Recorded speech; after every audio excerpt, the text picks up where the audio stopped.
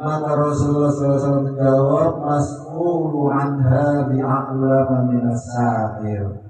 Yang bertanya itu lebih mengetahui daripada yang ditanya, kata Rasulullah. Jadi Rasulullah tidak tahu. Bahkan malaikat Jibril yang bertanya pun, yang menyerupai manusia itu pun tidak tahu. Karena apa? Banyak riwayat-riwayat yang menyatakan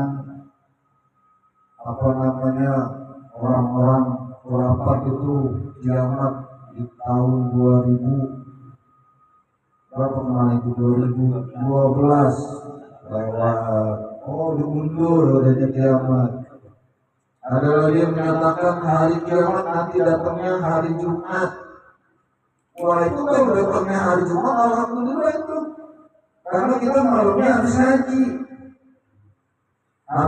habis diingetin, habis beramal soleh, besoknya kiamat. Wah, insya Allah surga itu kita. Tapi gimana, jangan berhenti dari mulai malam Jumat sampai datangnya kiamat. Jadi ada yang memprediksi hari kiamat nanti datangnya hari Jumat. Wah, kalau datangnya hari Jumat malamnya kita habis ngaji, wah enak kita bersama soleh, besoknya kiamat. Bahwasanya tentang hari kiamat ini Allah sudah berfirman dalam Al-Quran, Innallaha indahu sa'ah. Hanya Allah lah sesungguhnya yang mengetahui kapan itu datangnya hari kiamat. Bisa jadi hari Minggu, pagi-pagi lagi pada jogging olahraga, hujan ditiup trompet dan sakala. Bisa hari Senin, baru pertama kali masuk kerja setelah libur. Bisa hari Selasa. Jadi innallaha indahu sa'ah, hanya Allah yang mengetahui. Bahkan Rasulullah saja ditanya, "Akhbirni anis sa'ah," Rasulullah tidak tahu dan tidak mengetahui kapan itu hari kiamat. Jadi hanya Allah yang mengetahui. La ta'tikum ilal baghtah. Nah, ini yang perlu kita waspadai, bahwasanya hari kiamat itu tidak akan datang kepada kalian kecuali ilal baghtah, dadakan. Seperti ajal. Ini ya hari kiamat itu selain kita nggak ada yang tahu, hanya Allah yang tahu, dan datangnya ilal baghtah. Dadakan, tiba-tiba. Jadi ternyata begitu ditanya malaikat Jibril tentang hari kiamat, Rasulullah SAW pun tidak mengetahui kapan. Ini bukan tentang hari kiamat, tapi kapan datangnya hari kiamat. Lalu setelah ditanya tentang hari kiamat, Rasulullah SAW tidak tahu kapan datangnya hari kiamat. Maka malaikat Jibril tadi bertanya lagi, kalau begitu, kalau kita semuanya tidak mengetahui kapan itu datangnya hari kiamat, aku bertanya lagi, ya Rasulullah, akhbirni an amaratiha. Ya Rasulullah, kalau kamu tidak tahu kapan itu datangnya hari kiamat, akhbirni an amaratiha. Kasih tahu ciri-ciri atau tanda-tanda akan datangnya hari kiamat. Rasulullah SAW menjawab, antaridal amatu rabbataha. Jadi kata Rasulullah SAW begitu ditanya tanda-tanda hari kiamat itu bagaimana sih ya Rasul? Apa sih ciri-ciri atau tanda-tanda hari kiamat? Ini banyak riwayat yang menyatakan tanda-tanda hari kiamat itu banyak. Nah, ini cuma dalam hadis An-Nawawi ini menjelaskan bahwasanya Rasulullah SAW menjawab, antalidal amatu rabbataha. Nah, ini bagaimana terjadi nih teman-teman kita. Antalidal amatu rabbataha. Kalau Ini tanda-tanda hari kiamat salah satunya adalah kalau ada seorang perempuan atau seorang istri dia mengandung dan melahirkan calon tuannya. Jadi antalidal amatu rabbataha, bahwasanya salah satu tanda atau ciri akan datangnya hari kiamat, bahwasanya kalau sudah banyak atau ada seorang wanita atau istri mengandung dan melahirkan calon tuannya. Tahu tuannya enggak? Bosnya. Jadi kalau ada seorang istri atau seorang wanita sedang mengandung calon tuannya, calon bosnya, itu salah satu ciri tanda-tanda. Makanya banyak tak sekarang? Banyak. Ada yang suami istri pada kerja, akhirnya anaknya dititipin ke neneknya. Terus saya bayar, Ustaz. Nah, itu udah bos tetap. Ibu saya ikhlas kok, neneknya ikhlas kok, apalagi saya bayar, saya gaji tiap bulan. Nah ini yang dimaksud dengan Rasulullah SAW. Akhirnya neneknya ditegur ke tetangganya. Ibu, ayo kita ngaji yuk. Apa jawabannya? Ya, bagaimana mau ngaji? Ini mau dititipin cucu gua, anak gua. Ya, dulu diajak ngaji, nggak sempet, nggak bisa karena ngurus anak. Sekarang anak lu udah gede, udah tua, diajak ngaji masih ribet sama cucu. Ini yang dimaksud Rasulullah SAW, antalidal amatu rabbataha. Kalau seorang perempuan sudah mengandung dan melahirkan calon bosnya. Maka kalau di tengah-tengah kita ada yang begini nih, ini sama aja dia lagi mempercepat datangnya hari kiamat. Buru-buru diingetin, jangan. Lu begitu sama aja mempercepat datangnya hari kiamat.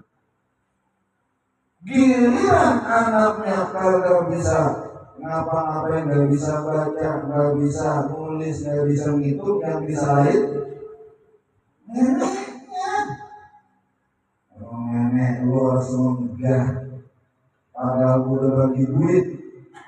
Nah, ini yang dimaksud oleh Nabi Muhammad SAW, tadi dalam amatur berkah. Padahal itu ibunya yang melahirkan dan mengandungnya. Jadi kalau ada seorang ibu mengandung calon bosnya, itu salah satu tanda atau ciri akan datangnya hari kiamat. Maka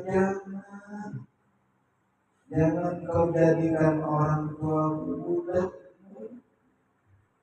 Apalagi dengan dalil saya gaji, bisa dengan ikhlas orang tua saya mau. Gak boleh. Didiklah anakmu dengan seleramu. Karena yang akan bertanggung jawab terhadap anak keturunanmu adalah dirimu, bukan orang tua. Nah ini, ini. Jadi, apapun alasannya, jangan kau titipkan, atau apalagi ada hitungan bilangannya atau apapun itu alasannya, sebisa mungkin jangan sampai. Apalagi berniatnya yang saya gaji ke Ustaz, saya bayar, itu aja. Pas ini amal kasih tahu saya Rasulullah tentang tanda-tanda datangnya hari kiamat. Tadi dalam amal robatah salah satunya adalah akan banyak wanita-wanita yang melahirkan calon tuan-tuannya atau bos-bosnya. wa antarul hubatal murata al-alana ila asyari yatabawwaluna bil bunyan. Selain daripada tadi, kamu akan banyak menyaksikan wa antarul hubat. Hubat itu orang yang zaman dulu itu kalau di kampung orang itu orang-orang yang hubat itu orang yang tidak bersendal atau nyeker. Saking susahnya zaman dulu itu kalau di dusun-dusun itu wa antarul hubata kata Rasulullah. Selain daripada itu kalian akan banyak menyaksikan al-hubata orang-orang yang nyeker. Al-urata adalah orang yang tidak berpakaian. Ini orang-orang zaman dulu, orang zaman susah. Sekarang masih ada yang diperanakan di Baduy. Itu kan udah nggak pakai sendal, nyeker, upata itu nyeker, al-urata itu orang yang sangat miskin sehingga dia tidak berbaju. Al-alada, al-alada itu juga fuqara atau miskin. Ri'a asya'i yatatawwaluna bil bunyan, dan pekerjaannya adalah seorang pengembala. Pengembala tapi bukan dia peliharaan sendiri, tapi dia mengembala milik orang lain. Yatatawwaluna bil bunyan. Setelah itu dia akan bermegah-megahan atau bermewah-mewahan dalam dunia rumah-rumahnya. Jadi hiasan sebenarnya. Jadi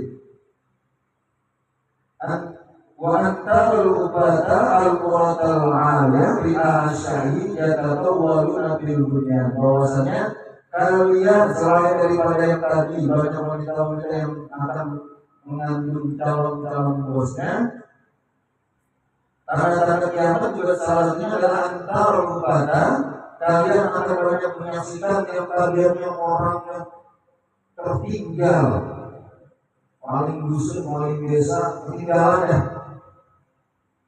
Lalu dia akan nyatakan walau nabil bunyan, dia akan bermegah-megahan dalam membangun rumah. Jadi orang dari kampung main ke kota, jadi orang kota, jadi orang sukses. Lalu dia berlebihan. Rumah contohnya misalnya, rumah padahal cuma bertiga, tapi dia bikin rumahnya 3 lantai. Karena tadinya dia orang susah, Allah kasih rezeki, wah dia bermegah-megahan, dia berlebihan. Jadi maksud daripada hadis itu.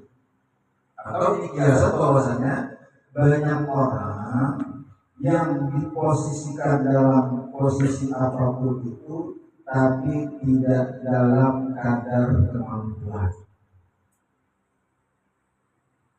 Dia dikasih jabatan sebagai seorang presiden, wakil presiden, tapi pelangak komo. Nah itu ciri tanda-tanda akan datang hari kiamat itu.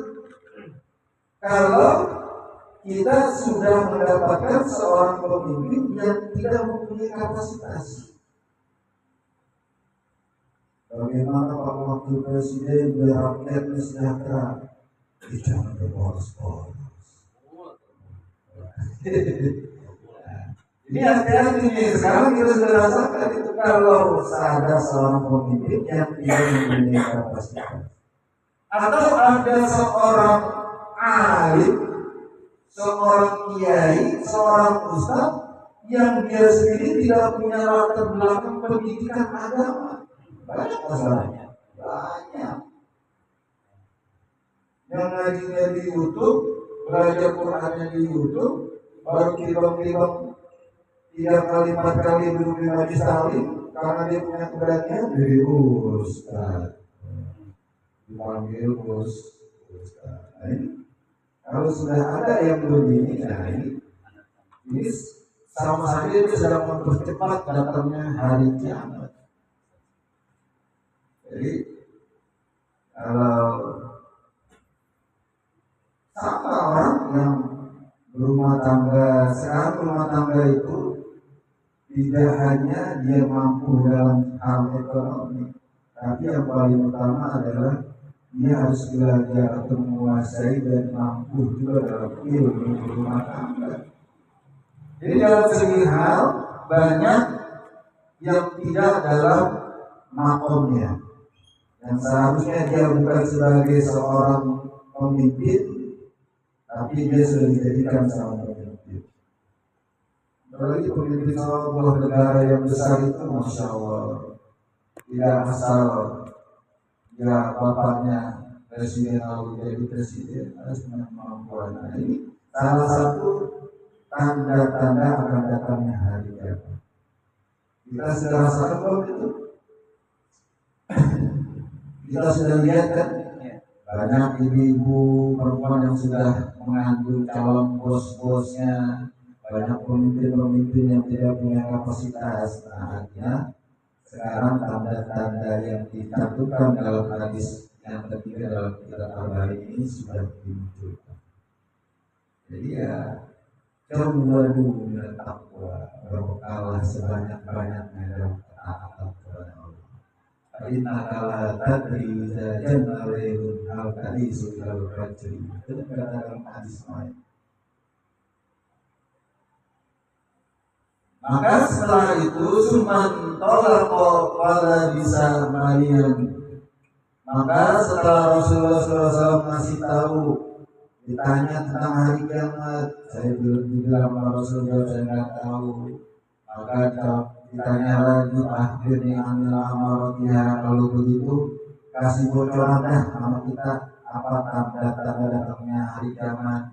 Tadi dalam amat-Rabbataha wa antara al-Fadal Warotal alatu ri'asya'yi yatatawwalu bil hujan. Jadi kalau sudah orang dari kampung berbondong-bondong ke kota, lalu dia sukses, lalu dia bermegah-megahan, bangun rumah segede-gedenya, sebesar-besarnya, semewah-mewahnya. Nah itu kalau udah ada orang kajiannya dari kampung, kajiannya berceker, nggak pakai baju, tiba-tiba sukses, dia bermegah-megahan, datang ke kota, wah sudah menjadi grazies, bermegah-megahan. Nah itu sudah akan datang tanda-tandanya hari itu. Nah setelah itu cuman tolak pada bisa Maria. Maka setelah Rasulullah SAW setelah itu malaikat Jibril yang menyerupai seorang laki-laki yang tampan itu pergi begitu saja pada bisa Maria tanpa berpamitan kepada para sahabat-sahabat Rasulullah SAW.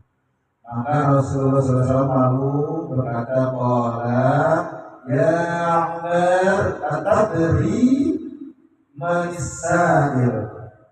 Mungkin kalau dari awal paham nih, bahwasanya hadis ini yang meriwayatkan, yang menceritakan adalah Umar ibn Khattab. Maka di akhir daripada pertanyaan tadi, Rasulullah SAW setelah malaikat Jibril yang menyerupai laki-laki tampan itu, setelah menanya tentang tanda-tanda kiamat lalu dijawab sama Rasulullah, langsung pergi. Rasulullah SAW bilang, ya Umar, atadri manisai, Umar, sahabatku, tahukah kamu siapakah laki-laki yang bertanya di tengah-tengah kita? Jadi kira-kira begini Pak, para sahabat itu dulu belajar sama Nabi itu kira-kira kayak begini kayak kita. Jadi para sahabat Rasulullah yang menjelaskan. Tapi tentang hal hadis ini, tentang rukun Islam, tentang rukun iman, apakah itu al-ihsan, tentang hari kiamat, di tengah-tengah Rasulullah dan para sahabat yang lagi belajar, datang laki-laki yang amat tampan tadi itu, yang berkulit putih bersih, berambut hitam, yang mana Nabi dan para sahabat sendiri nggak pernah lihat. Jadi bertanya tentang tadi. Maka dijelaskan sama Nabi, ya Umar, kata dari mati saya Umar, sahabatku dan para sahabat-sahabatku yang lain. Tahukah kalian siapakah tadi yang bertanya kepadaku tentang Islam, iman, Isa dan hari kiamat. Qultu kata Umar radhiyallahu anhu, Allahu wa rasuluhu a'lam, Allah dan Rasulnya lebih mengetahui. Jadi begitu tanya Umar, kalau dari siapa itu yang hadir di tengah-tengah kita lalu bertanya-tanya? Kata Umar, Allah wa rasuluhu a'lam, Allah dan Rasulnya lebih mengetahui. Maka kata Nabi lagi, qala fa innahu Jibril atakum yu'allimukum dinakum. Kalian pada tahu, ini saya kasih tahu bahwasanya yang laki-laki yang datang kepada kita tadi, yang duduk di dekatku, saking dekatnya air dengkulku bersentuhan dengan dengkulnya. Dan saya cerita itu, jadi malaikat Jibril itu kalau ingin menemui Nabi itu dia menyerupai seorang laki-laki yang tampan, rupawan, berkulit putih bersih dan berambut hitam. Jadi malaikat Jibril itu Allah kasih hikmah, kasih izin untuk menemui Nabi, menyampaikan wahyu-wahyu Allah itu akan menyerupai seorang laki-laki yang amat tampan rupawan. Ya kurang lebih kayak yang sudah saya inilah. Tapi wujud aslinya malaikat Jibril hanya satu manusia yang Allah izinkan untuk melihatnya. Siapa itu? Nabi Muhammad SAW. Karena Nabi Muhammad bisa bercerita bagaimana bentuknya malaikat Jibril yang asli. Malaikat Jibril yang asli itu dia punya sayap sebanyak 600 sayap kanan kiri. Sayapnya 600 bagaimana ukuran badannya atau besarnya.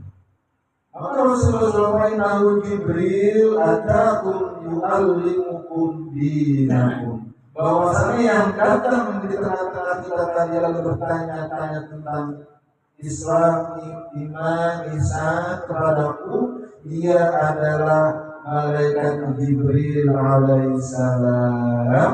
Atakum yu'allimukum dinakum. Dia datang di tengah-tengah kalian, di tengah-tengah kita, yu'allimukum. Sebenarnya tadi pertanyaan malaikat Jibril kepada aku dan aku menjawab itu adalah pelajaran buat kita. Jadi ternyata Allah menugaskan malaikat Jibril untuk menyerupai seorang laki-laki tampan datang di tengah-tengah Rasulullah berdialog bertanya. Sebenarnya hakikatnya itu adalah pelajaran bagi para sahabat dan Rasulullah. Jadi yu'allimukum dinakum. Malaikat Jibril tadi lagi ngajarin kita tentang agama kita, bahwasanya apakah itu Islam. Islam itu akan dibangun dengan apa urusan yang pertama? Atas syahadat.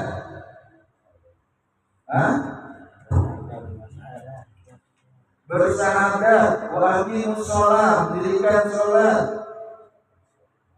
wa zakat, lalu menunaikan zakat, wa shaum Ramadan, berpuasa di bulan Ramadan, al-hajj ilal bait, man istata'a, berangkat haji bagi siapa yang mampu. Itu Islam. Jadi kalau orang sudah bersyahadat, dia berikrar, bersaksi bahwasanya la ilaha illallah, tiada Tuhan yang layak, yang pantas untuk disembah selain Allah, dan Nabi Muhammad adalah utusan Islam. Tapi tidak sampai di situ, kalau dia pengen disebut Islam, waqimus shalah, dan dia juga mendirikan sholat. Lalu bagaimana Ustaz kalau dia bersyahadat tapi dia tidak sholat? Dan sholat itu juga kan bagi yang salah satu sah sholat itu adalah yang pertama dia berakal. Berarti kalau kita punya tetangga tidak sholat, maka tetangga kita tidak berakal. Terus kalau gini saya nggak sholat bagaimana Ustaz? Ya berarti bapak yang melakukan orang kagak berakal. Kalau yang kagak sholat saya coba berarti ibu selama ini ditumpahin orang kagak berakal. Orang kagak berakal namanya Pak. Atas sendiri ya. Habis itu setelah didirikan sholat, ya ketika sudah punya kemampuan dia menunaikan zakat. Zakat macam-macamnya, ada zakat fitrah, ada zakat mal, ada zakat penghasilan, ada zakat petani, banyak itu nama-nama zakat. Jadi itu tadi bahwasannya malaikat Jibril alaihissalam yang datang kepada Rasulullah SAW di tengah para sahabat, bahwasannya datangannya adalah untuk yu'allimukum dinakum. Jadi tiba-tiba malaikat Jibril itu ingin ngasih pelajaran buat para sahabat dan Nabi tentang Islam, tentang iman, ihsan dan hari kiamat, dan juga tanda-tanda akan datangnya hari kiamat seperti apa. Salah satunya tadi yang saya jelaskan dalam hadis ini. Mudah-mudahan ini membawa manfaat dan maslahat buat kita semuanya, dan Allah ridho kepada kita. Amin ya Allah ya Rabbal alamin. Hadis ini diriwayatkan rawahu Muslim, jadi hadis sahih. Insyaallah minggu depan kita akan masuk di hadis salasah, hadis yang ketiga. Insyaallah hadis yang kedua sudah dibahas. Insyaallah kita akan lanjutkan di hadis yang ketiga di mana yang Insyaallah. Kita belum baca dari istighfar ya. Bismillahirrahmanirrahim. Allahumma anta rabbi la ilaha illa anta khalaqtani wa ana 'abduka wa ana 'ala ahdika wa wa'dika mastata'tu a'udzu bika min syarri ma sana'tu a'udzu bika min syarri ma sana'tu abu'u laka bi ni'matika alayya wa abu'u bi dzambi waghfirli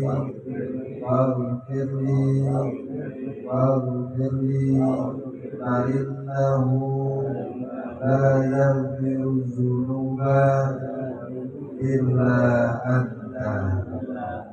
Insyaallah malam hari ini dalam perlindungan Allah Subhanahu wa taala.